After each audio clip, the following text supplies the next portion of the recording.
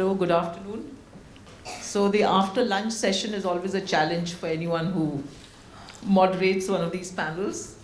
But first let me say how happy I am to come to a LitFest of this kind, because we have plenty of LitFests now in India, but I think not enough that really acknowledge the fact that the main literature that is being produced in this country is actually in the Indian languages. And I'm from the media, and I'm sorry that we just obsess about only the English language and not acknowledge enough the amazing stuff that is coming out in Indian languages, and not even acknowledge the young writers. So that's what I was very encouraged when I knew that this fest in particular was focusing on the young. And let me say to the three panelists and the others here that, I am in the business of journalism. It's a very prosaic business. So I'm always in awe of people who write poetry and who write fiction. I think all of us grow up with this dream that one day we are going to write some fiction, but obviously some people manage it and others don't. And my own belief is that journalism in a way works completely against trying to write fiction, because we are so obsessed with the reality all the time that it's difficult to switch our brains off and go into another space where we can actually write stories that are not based, so stuck in the everyday reality. So I'm very privileged to have this conversation with three of you. What I thought would be interesting, because this is a festival for young writers and poets in the Indian languages, is to know from each of you, first of all, what made you decide in the first place to take, it is a leap actually, because if you're in a sort of day job, all of you are in different day jobs, that you actually decide that you want to be a writer. And even the little that I've written, I know being a writer, you're almost exposing yourself to society. You're putting out who you are, what you think, and making yourself extremely vulnerable. So for any human being, I think, to take that leap and requires some amount of courage. Maybe first we can ask each of you to just tell us, what is your story? At what point did you feel this urge so strongly that you felt, did you have any inhibitions? Were you afraid that it wouldn't work? Or did you think even if it didn't work, it was worth it, to make the effort to start writing and then to see how to go from there? So why don't we start with you, Adyasha?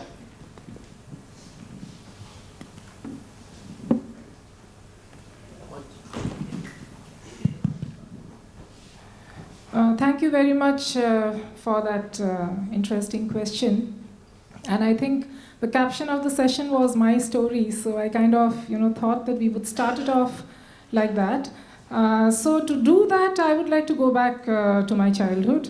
And I was actually very fortunate in a way that I belonged to a family where reading and writing was like staple diet. My mother is a writer.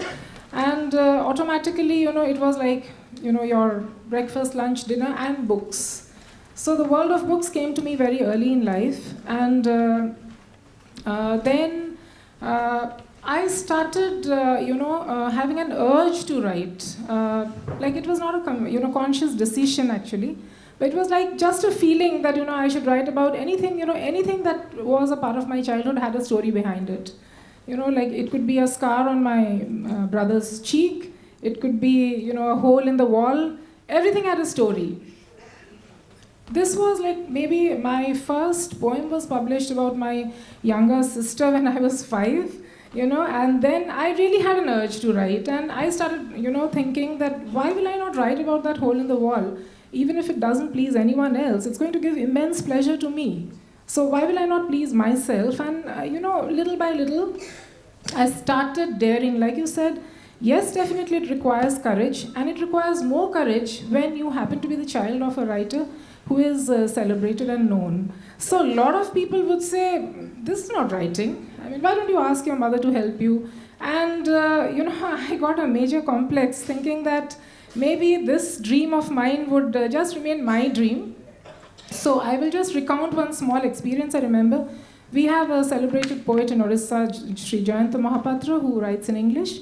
And I must mention to you here that I was writing even then, both in Odia as well as English. I studied in an English medium school, but thanks to my parents, we had a love for the mother tongue always. So Jayanta Mahapatra then was running an issue in the Telegraph Color magazine Sunday edition. There was a poetry corner, and I felt, if you got published there, you have arrived. Okay, so I wanted to send my poems there, but I thought there's a problem here. If I say that I am her daughter, like care of her name, then he'll think that she has written it. Because I was so very scared by the, things people were telling. So I gave my father's name. And after 6 to 7 months of sending poems after poems after poems, one fine day, my poem Identity was splashed across the pages. And that moment is unforgettable for me. Because I think that was the first major push I got. And even now when I have... How old were you when this happened? This was in my college, the +2 level. And he had no connection who I am. Much later, he got to know that we both belong to Odisha. And after that, I have continued writing over time. And, like you have said, there have been major problems like this contention of should I concentrate in Odia writing or should I, just one language is what should be. Because everyone, it's easy to be identified as a writer in one language. But what happens to you if you're writing in Odia and then you're writing in English? I don't think you're taken very seriously because naturally your publications are lesser in each language.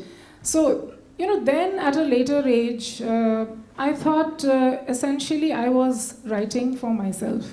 And if through my writings, there were certain universalities where we connected to others, wonderful.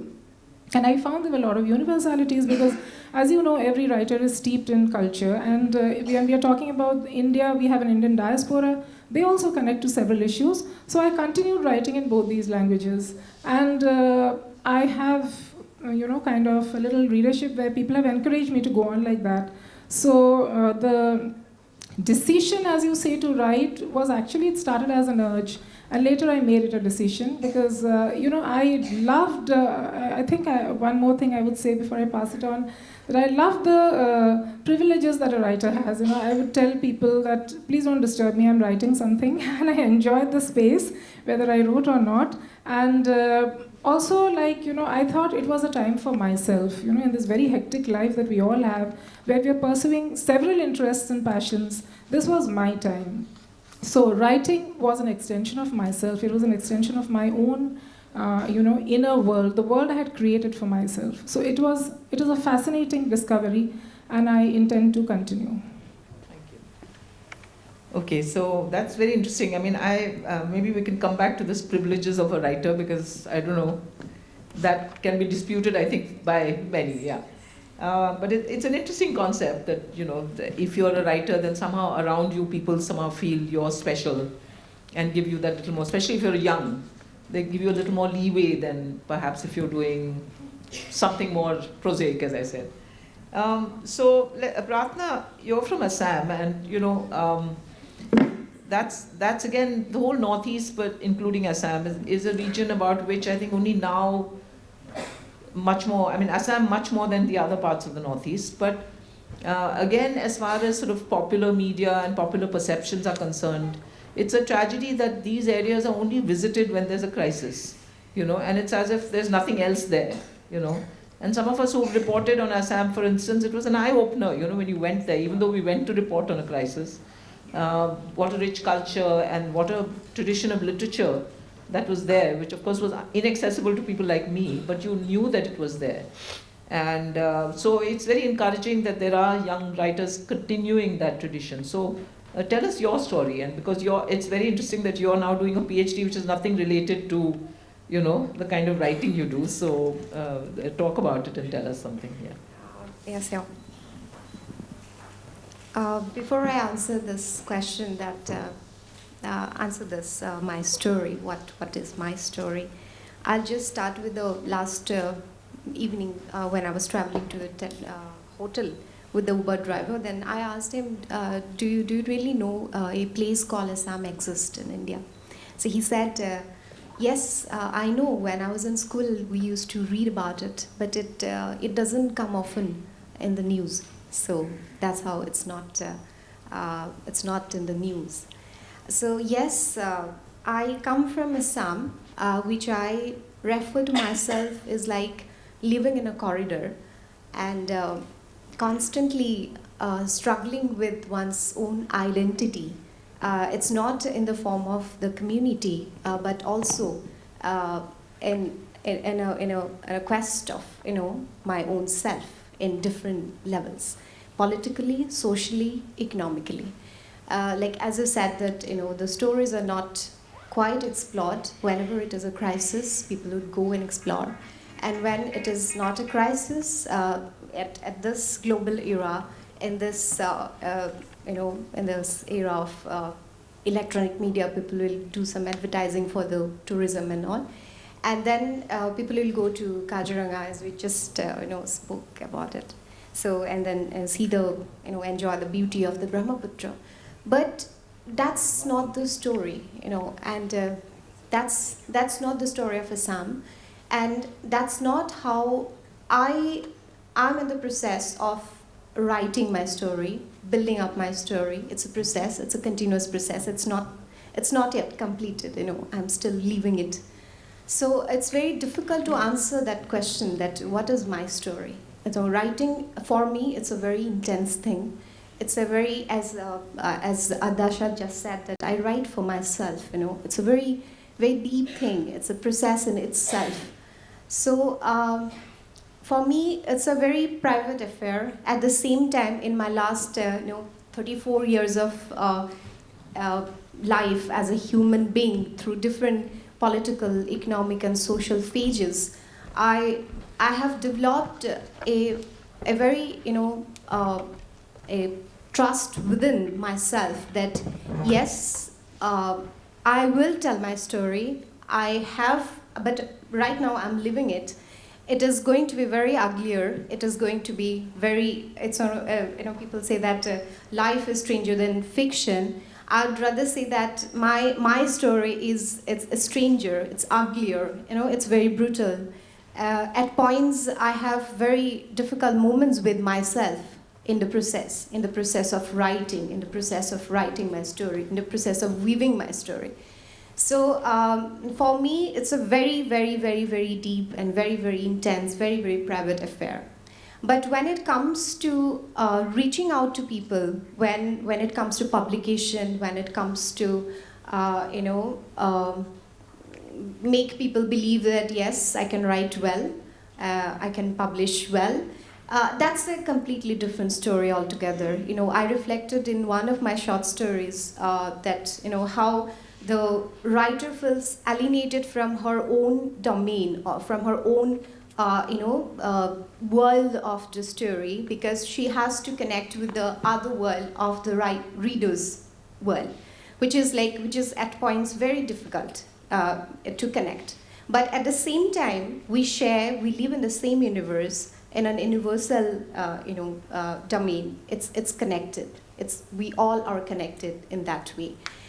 Be it Assam, be it Manipur, be it Nagaland, be it Maharashtra, be it Goa, be it whatever. In universally, we are connected because we are human beings, and that's how I realized in my 34 years of human life that conditions might differ, but we might belong to different corridors, metropolitan cities, some villages, some remote areas, but our journey, our story, we have a very, very, very, very, very same process of, making it in our own. So I think that we cannot isolate it. It's not obviously it's a private affair when it comes to writing, but when it's about the story, I think it is quite universal, and we have a common domains in different spheres in the process. Yeah.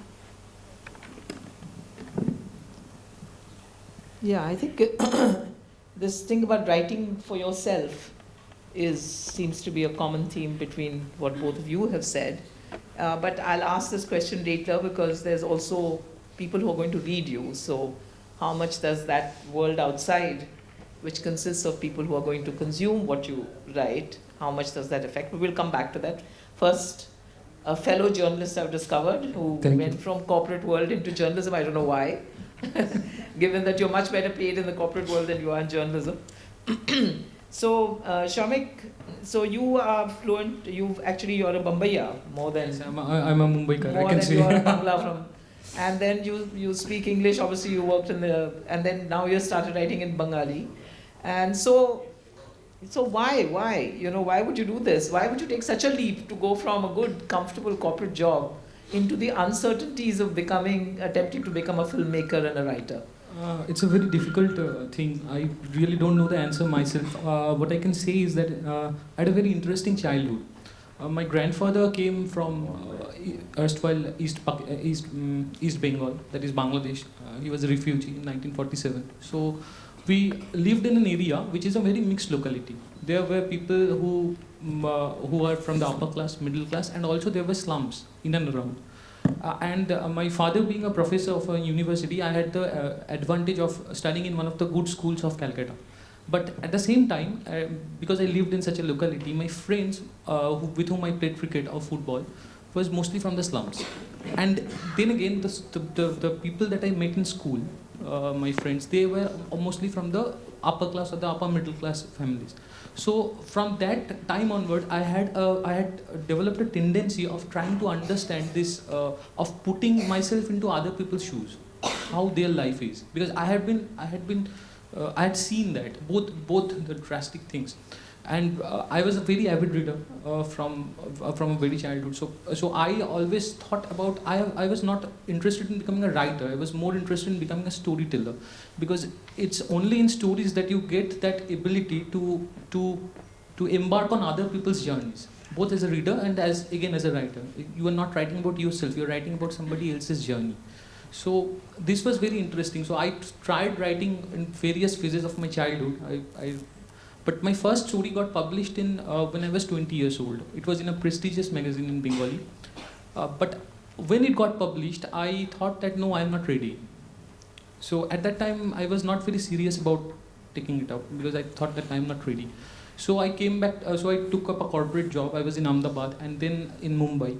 Now, when I came to Mumbai, I again got that same idea of my childhood. Now, in Mumbai, it is a city of extremes. You can see the slums.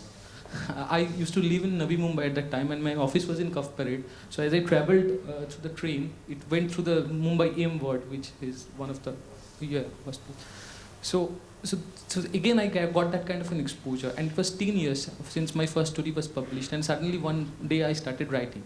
And after 2 or 3 stories got published, I again got an urge that no, I'm not in a right place. I should move back to where I was, and I should try to become a storyteller once again. And you're in competition with, I mean, especially in Bengali, there's a rich tradition which the rest of the world also knows about. So you're being extremely brave, I would say. But let's get back to this thing of why you write. I mean, each of you have said basically you felt you wanted to write, and so you did. But there's also the real world out there where you have to, either you write and you just lock up what you've written in your cupboard and hope that that will be a legacy that your children or somebody will discover and maybe posthumously print and publish, or you deal with the reality of getting your work to be read. And increasingly, as we are finding also in journalism, the journalism that I started off with which I call, I'm part of the typewriter generation, till today when, with Twitter and everything is so fast and electronic media, that the whole nature of even the way we wrote, what we felt we should write, all that has changed, because it's been, we were compelled to do it by the market, by economics. And after all, even as a journalist, I write to be read. And I would say more so as a writer, you would want to be read. So my question is twofold for each of you. One, at what point does that consciousness come in when you start? You said, all of you have said you had this urge to write, that I also want to write so that what I write can be A, published, and B, after it's published, it's actually read and appreciated. So how much of that impinges on what you actually finally choose to write or develop and and put out into the world? Yeah, I think that is a question which becomes relevant to a writer, in the process. Like, I think the first part of the answer was how it all began. And then as, I started writing, I realized that, yes, like you said, that you need to know what the feel is on the other side. Okay, how many people are getting the message that you want them to give. And so the question of publication came in, and Indian literature, of course, was the hallmark of an approved poet or a writer. So I was extremely elated when some of my poems found publication in those pages. And after that, I started approaching publishers for my book, because there are a plethora of writers now, too many writers. And like you said, there are the economics also to analyze and evaluate. So after that, I found, basically what I have done is I have taken up several kinds of issues in my writings. And most of my stories are psychosocial. Okay, since I did psychology, I did sociology, I was very, enamored with studying the mind and how people would think. So I had a story on a woman who loses a husband. And, she has all her life said that I cannot imagine a life without you, like most of us would probably feel about our partners. But, as things would happen, he dies before her. And she feels that he is trying to make a comeback to her, every night, and she doesn't want it. And she's in crisis with herself, that how is it that, when I've been in love with this person for all these years, how is it that now when he's probably reaching out to me from somewhere, it was an imaginative reflection of the mind. And I found a lot of people who were not, they were married, they were not single, they had not lost a partner. They also, appreciated and liked, the thought, because I think the loneliness in a relationship does not necessarily have to do with a partner leaving. It can also happen when you are in a marriage. So there was, a lot of, good feel that I got after writing that, particularly when people reached out and, discussed this with me. Or another story which was very offbeat, but again, it was, I never knew that people would find similarities, where I wrote about a necklace which a woman had, and before she started aging and her neck aged first, she would take pride in wearing the necklace, and then she gives it to her daughter in the marriage. And along with the necklace, she has probably given away a sense of her identity. Okay, so the story goes on. I don't want to get into the whole of the story, but then a whole lot of women, came in and said, yes, there are certain parts of our jewelry which we don't give away even to our daughters, because they're a part of us, very private to us. So certain things, or like when I wrote about Puri, which is of course, always, we Odiyas are very proud of the fact that, Puri is an amalgamation of all religions. But I was, a lot of times I have thought that in all the abnormalities, that is Jagannath an Odia god? Or is he a universal god? And do we have, categorizations like that? Because with all the things that's happening, how can he still sit there and listen to bhajans and have devotees coming in and worshipping him? And that was a long poem. It was like a ballad kind of a thing. And that again got a lot of, appreciation. So through those portals, I approached the publishers, And then, yes, a few of my books were published in that process. So somewhere along the way, definitely what I write, again, since we are having a common cultural fabric, that'll reach out to others, no matter how small the target segment may be, how niche the segment may be, but it does reach out. The other thing that I was just discussing with you before we came to the panel is when I started teaching. As a professor, I teach travel and tourism management. And then I discovered this world of travel blog writing. And I thought, why not? I mean, because it's like an immediate expression of what you see. And, I take a paper in travel writing for the students. And so when the students started writing their blogs, I thought I might as well do it. And then I stumbled onto the solo women travel writing. And I thought I cannot qualify to teach a class of students unless I do that myself. So I then went and saw a whole lot of Southeast Asia, a lot of other places, and the experience of a woman from Odisha traveling outside alone. The writings were not just about the destinations, they were also about my own feelings, experiences, and I think you know there are a lot of groups now, writing groups. So across the world, a lot of women have reached out and said that when they have gone to new destinations, they have felt the same thing.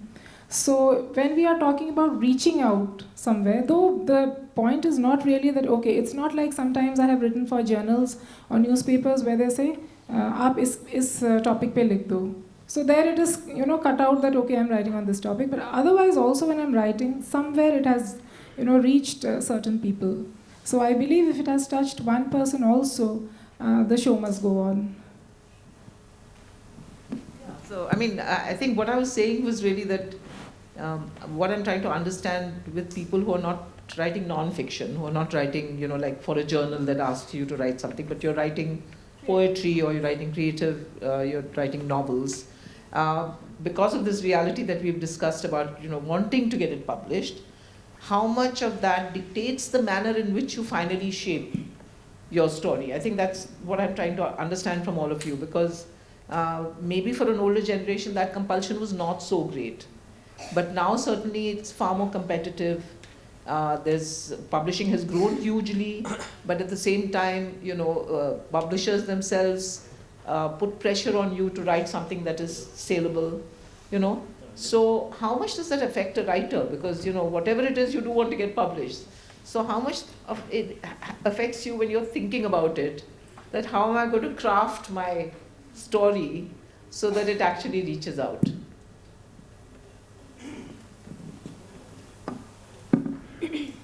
This reminds me of one of a very leading writer in Assamese, Horab Kumar Soliha. He used to answer this question that why do you write? Then he used to say that I write to publish. So yes, at certain point of time, the writing happened when I was a kid, but and the process is still on, as I said it earlier. But at certain point of time, it was for publication for sure, and for me. It was I was escaping something which it's just a revelation of a part of my story. Like when I was in college, I got engaged with a very active student politics.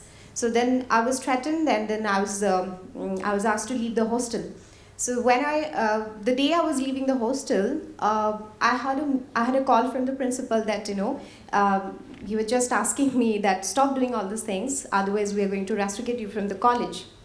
Then I got a call from one of my seniors. She was writing poetry in one of a leading Assamese magazine called Hathori. It was edited by a leading Assamese journalist, Homen Borgohain. Then she just calls me and then says that I want to meet you and I want to take you to someone who wants to discover new writers in Assam. So I was stuck in a very, I was in a college, I was just in front of the principal's office, and suddenly I decided that, okay, fine, it's not, I'm just quitting, because I have to leave the hostel. Otherwise, if I confront the principal, then I might have to leave the college as well. So it's better that I leave the meeting now at this point of time. So that was a very, immature decision, I realize now. But whatever, I just left the place and then I went to the office. I sat with the editor. He asked me for a story and then I said, okay, fine, I'll give it.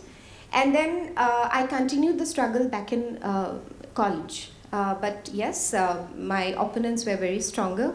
And then I was a member of Student Federation of India. So the ASU people were very strong. So I had to quit the fight. So, but yes, I continued in the college. I was in a private hostel.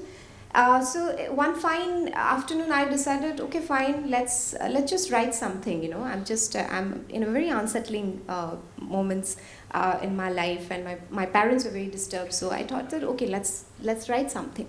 So I started with a fiction, and then I started with the story that I just shared earlier, that, I write for myself, discovering the self in it. So that's how my first short story happened, and then it was published. And when the first story got published, I got another call from the editor that I should write more, and then I should write for publishing, So they gave me a theme that I should write a love story. That's how it happened to me. For me, it was a kind of, it's an accidental maybe. And then I realized that it's a complete process, two different process, writing and then publishing. And when you target on publishing, when you target on reaching out to people, then it's a different process altogether. And I find that process much, much, much more responsible than the process where I write for myself. Because when I'm writing a story, and which involves a lot of characters, and I'm writing about others, then I'm very responsible. I feel very responsible. And I feel very responsible because I'm writing other story, and at the same time, it is going to more, people are reading it, people are going to read it. So that is a different challenge. And from the publishers, yes, often I get calls from the publisher. They do say that maybe you are being repetitive at certain points. So maybe you have to think about the market as well. Yes, that happens. And that is but for me, that's a very strong point of alienation. I don't like that point, that target and thinking about the market and then thinking about the readership. So that's why I'm not quite comfortable with the very concept of reaching out to the world through translation or anything. I really don't like to concentrate on that part of it. And yes, if I want to publish and reach out to more, I can write in English, because for me, language, I don't think that language can really, bind me while expressing. But till now, my thought process is, yes, I think in Assamese, I write in Assamese, and maybe I dream in Assamese. So when this process is on, I would rather prefer to be in this process rather than more, more into the other process, the other journey. So that's it. Maybe did I answer? Yeah. I think basically what you're saying is that you yourself made this personal choice, that it doesn't matter. Even if the pressure from outside is that you write a love story, you write this, you write that, you want to write what you want to write, and in the language that you feel is the one that gives you the best chance to express what is inside you. Yes, That you're not bound by saying that no, if you write in this language or if it's translated, more people will read you. Yeah. So I mean, that's a very interesting and I would say a brave position also, but it is an important position. And I say this because I know that, I mean, one of the things that impressed me many years ago was this two volumes that were brought out by, many of you would know of it, by Suji Tharu and K. Lalita, of women's writing in India, where they actually literally excavated, found out writings by women in many different Indian languages which were never published, and many of these were just letters that were kept privately, poems that had been written, and what a rich collection that is. And so there is a point in writers feeling, it doesn't matter, I will write, and ultimately these things will come up because, of the quality of what you write and not fashioning it for publishing. So, Shamik, I have the same question for you also, because, you are fairly new now, you're getting into it as, like full time in a sense. You've just decided that is what your future is. And you've had a very diverse background, but like the other two, you also said you've always had this urge to write and to be published. So, so in the Bengali writing space, is it more difficult, or is it because there's already a flourishing, publishing in Bengali, that it's not so difficult for new writers like yourself?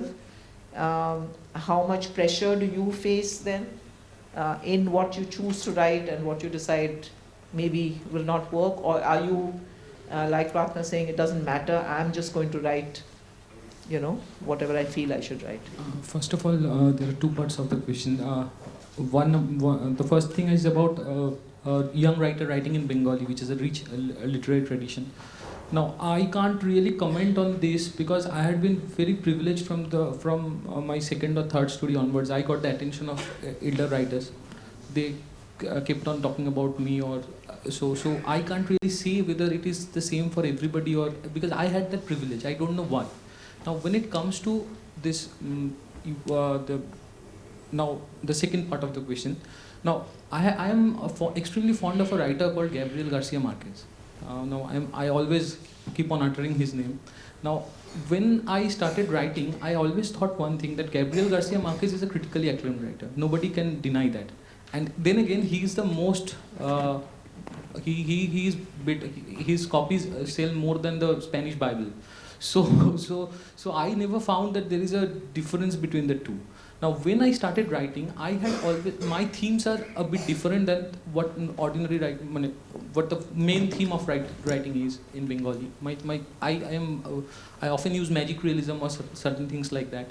So I was a bit skeptical in the beginning that whether people will take this kind of writing. But I had been fortunate enough that I always got some appreciation for that.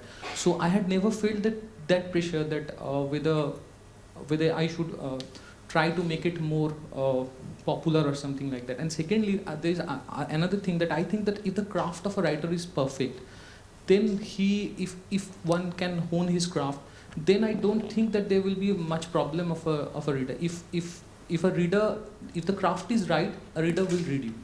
If you can hook him. So this is what has always driven me. I really can't answer the question. So let me then ask another, in a way, corollary of all this, which again we discussed a little bit earlier. How much of what you choose to write do you feel you're sort of bound by the culture in which you are located and the language or the region, you know? And how much freedom do you feel? I mean, you were saying that, you know, you wrote something about Poland, and you know, and there was this incredulous remark that why should a Bengali writer be writing about Poland? So I told him, I said, I hope your answer was why not? You know, why can't a writer write about anything? So tell me about this. I mean, how much do you feel like, for instance, do you feel you only want to write about, do you feel that you must write only about Assam or about Orissa because you're writing in that language, you're rooted in that culture, or do you feel free to just write on wherever your imagination takes you? The thing is that I believe that our world has changed. We now live in a connected world. It's an era of globalization, people say. Everybody is connected. But in the same time, we live in a world which is where everybody is talking about his or her identity. And this identity now, sometimes it takes the shape of a jingoistic war cry. Sometimes it takes the shape of an identity crisis or identity politics. So we now live in a very interesting world. Now, as a writer should not is only limited to human expressions. And in this connected world, I cannot really differentiate myself with maybe a Rohingya migrant who is moving across borders and he is denied a visa, or with a Bengali maybe a Bengali who is staying in some part of India where he is not wanted. So I don't believe that a writer should be limited to one particular geography or one particular culture. I think a writer, in this age, a writer should speak in a universal language. And human expressions are universal. So that's what we try to capture. And for me as a writer, it is more interesting, as I was telling, to enter into another person's shoes, to understand his journeys. And that's what I always try. So I am not limited to one particular geography or culture. I don't want to be. I can't say that I am not. But I don't want to be limited to one culture or geography. What about you? I don't situate myself when I'm writing something. Like, I don't think that I'm in Assam and I'm writing something. But yes, like in the case of Assam, like what I observe at this point of time is that our readership is very, very, you know, it is changing it's very rapidly changing. The readership. We have a huge problem of immigration, as many of us we know. that immigration from Bangladesh and the East Pakistan, and that we had a lot of issues with it. So those people who settled down in different parts of Assam, in the especially riverine areas, they adopted the culture. Who migrated from Bangladesh, erstwhile Pakistan, East Pakistan. So with their adoption, the entire literary culture is now changing, and now we can see the change very, very vividly. You know, the students who are pursuing Assamese literature in universities, they're mostly from the river islands, and they're mostly from the immigrant communities. So they're adopting the language, they're adopting the culture, but we can't really say that it's culture, they're adopting the culture, because they do have their own baggages. So they come with their own cultural baggages, and they do expect that we accommodate them in certain ways, because their earlier generations were always neglected, were always denied. Yes, at this point of time, the Assamese society is, they're trying to be very accommodating, but at the same time, those people who are writing in Assamese, I think it's a very conscious moment to really look at that particular aspect, that the readership is changing, and most of them, they have started writing in their own dialect. So that's a parallel revolution that, you know, that's obvious, that will happen. That was supposed to happen. So the target readership in a language, in a market-oriented language, when you say that the target readership, we have to like the publisher expect us to be a bit, you know, oriented towards that cultural transformation.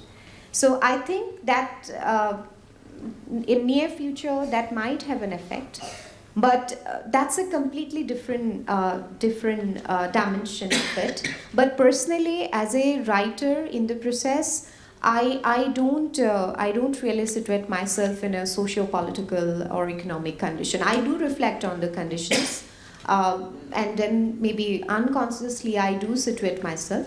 But yes, I always try to get into the other dimensions as well. So I completely agree with him. I'm just curious. So does this mean that in Assam now there is a schism, in a sense, a division between what are the real Assamese writers and the newer Assamese writers who are accultured now to Assam but actually are people who came from somewhere else? Yeah, in the earlier session, as the Kamal Tati, he said that, you know, he belongs to a community who migrated 100 years back. So, you know, he is contributing from a very different dimensions, which the quote-unquote mainstream Assamese writers might not be able to, you know, reflect on. So I agree with him as well. You know, it's a give and take. But at this point of time, we are in a real crisis. You know, the quote-unquote the mainstream Assamese, which was again obvious. Because it's not only about the immigrants, but there were a lot of tribal communities, which again the another panelist in the same session, Vijayada, also mentioned that we have a lot of small ethnic communities. They also started writing or developing their own dialect. They have started writing their dialect now. They have adopted some scripts. So that there are a lot of parallel process. So I really cannot say what would be it is exactly in the near future, but yes, it is going to be a complete, a different, you know, shift in the entire writing process. Assamese, mainstream Assamese, yeah. So, Adesha, coming back to that same question, do you feel free to write about anything, or do you feel, and of course you write in English as well as in Odia, so what is your... Yeah, I think what I'll pick up from the previous two opinions that we had is the globalized world. Okay, we live in a new world. We have retained the old, certain parts of the old, but yes, it's a more free world, and so it's more, it allows us to be more liberal with what we write. And coming from Odisha, which has been conservative for a very long time, regarding what is the accepted themes of writing, And which are those things you write so your book either becomes very controversial and so sells more, or you are kind of isolated. So those things have happened there.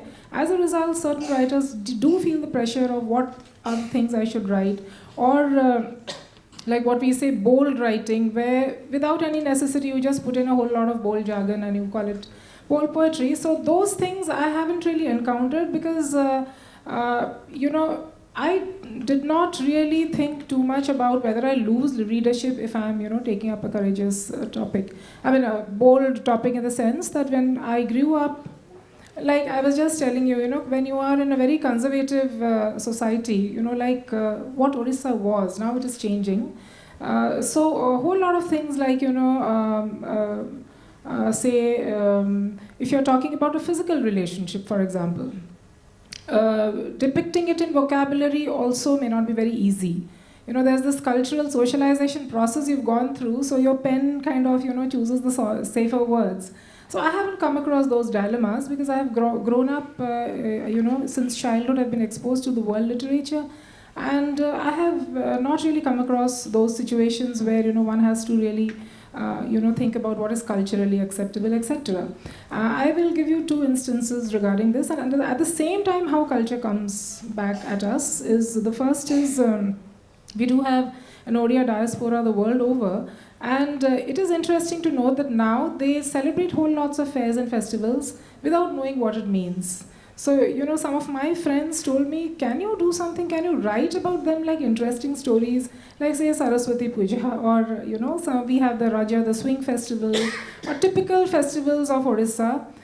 People do not know the history and the background. We just do it like a get-together. It is maybe in Chicago, maybe in Germany, maybe someplace. So can you attempt to do that so the younger crowd feels good? And I was very happy about it. And in the process, I discovered a whole lot of things about our pujas, fairs and festivals about which I didn't know. So this was culture repackaged. And it was modern, it was new, but it was culture all the same. The second thing was about this Tantra cult in Odisha called the Chaushati Yogini temples. So, as a professor of tourism, when I was just going on one of my on-site studies, I came across this temple, a very neglected temple, very much close to Bhubaneswar, but no tourist goes there, and that Tantra tag kind of, has earned an unpopular, stigma. And then I started reading about it and discovering it, and I was amazed to find that all the literature regarding Chaushati Yogini has been by Europeans and Westerners. And very few, books have been written by the Odia people where the temple lies.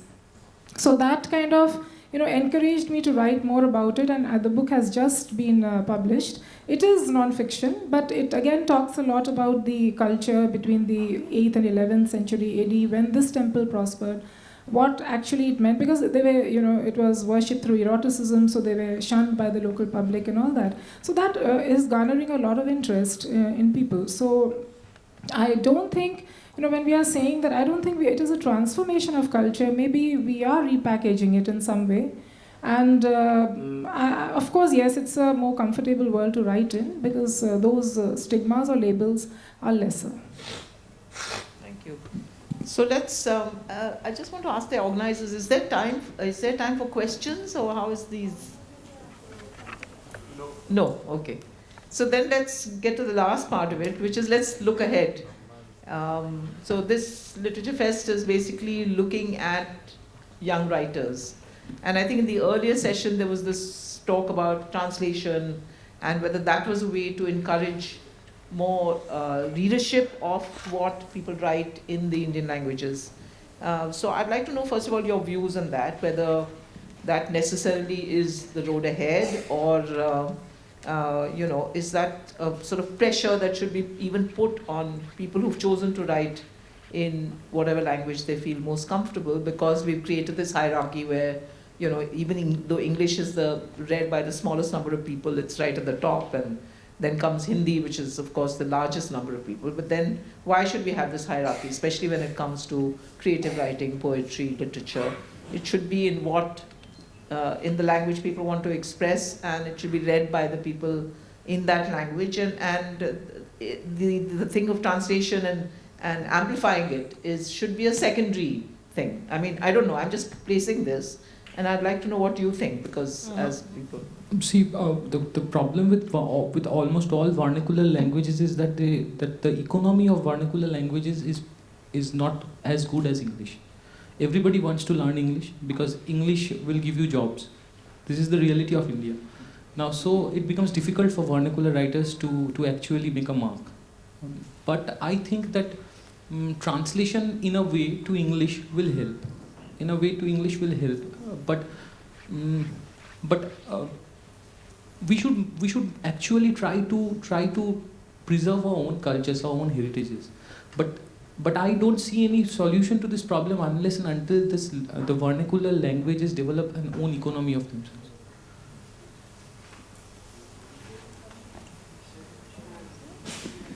For me personally, I feel lost in translation.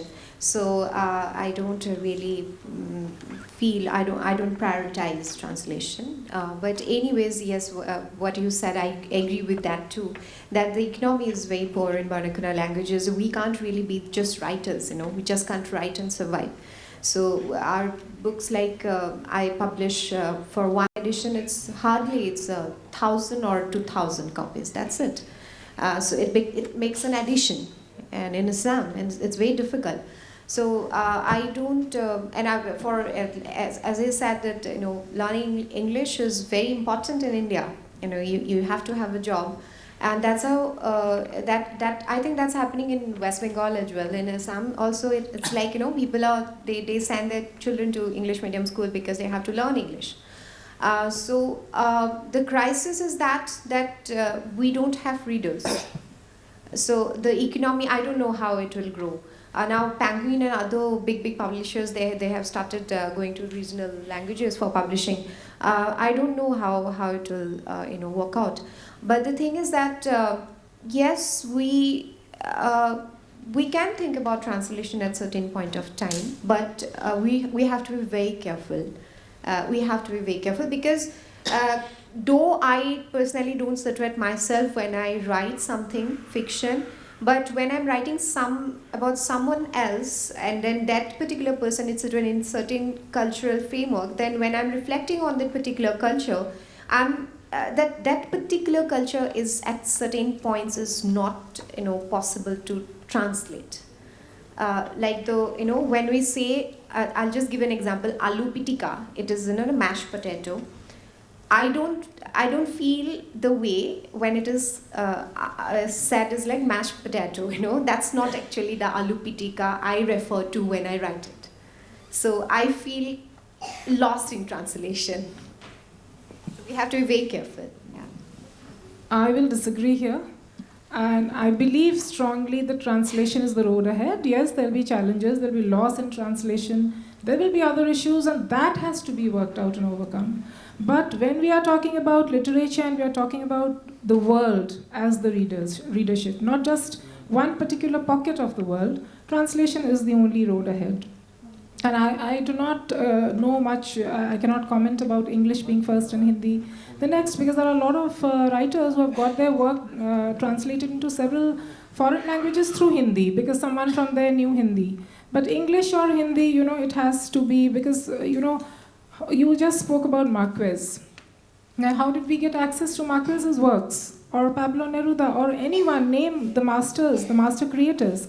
They could come to our library or bedroom or living rooms only through the power of translation. And yes, I also will tell you that Neruda has been translated several times by several translators, and each of those poems have read differently, and finally it has stuck down to one or two versions only. So maybe like we have Sahitya Academy, we have the National Book Trust, we have other organizations who can talk about translation panels.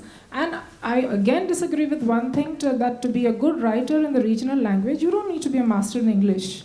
Yes, but if someone is translating that piece of work into some other languages, there we can talk about the expertise of English and how it reads. And I think you have Penguin, Oxford, and all these publication houses who are now having very good panels of translators. And I have experiences often when I send a work to them, they send it back saying that, can you rework it? So, here I'm thinking that, okay, I teach in English, so maybe this is fine. But, when they're talking about a world readership, maybe they're looking at something else. So, since, when I have read masters from outside, I have felt some of the works in India have been probably better than them. But then have we told the world about it? I strongly believe that translation definitely is the bridge ahead. It is a bridge. We need to unite the regional languages with the world.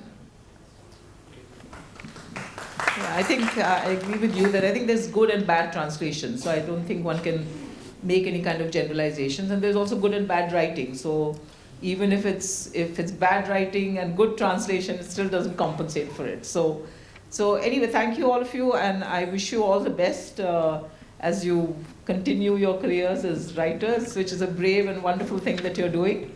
And let's hope that there are many more like you from many other parts of India who will be noticed and who will flourish the way you are doing. Thank you.